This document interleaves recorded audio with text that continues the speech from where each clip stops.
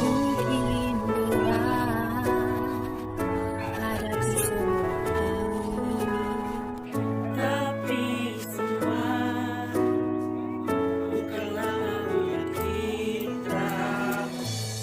Bersabarlah, bagaikan berlalu.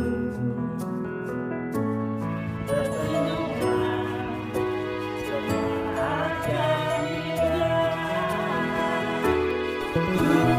Kukirimkan doa terbaik untuknya, yang tak berjuang tanpa lelah untuk mereka.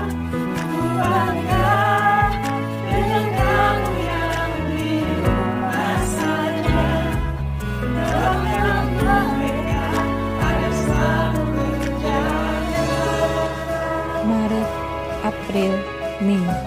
Semoga di bulan berikutnya kita tidak terus begini, tidak mengunci diri, dan pandemi-pandemi ini segera terhenti. Sabar, sabarlah kawan.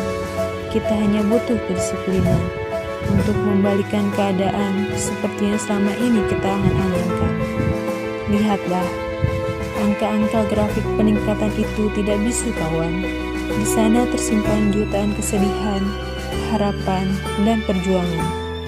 Tahanlah sebentar, simpan dulu pelukmu, dan jangan dulu berjabat tangan. Jadikan rindu ini untuk kita merafalkan doa, bermunajat kepada Allah, Sang Maha Pengabul doa.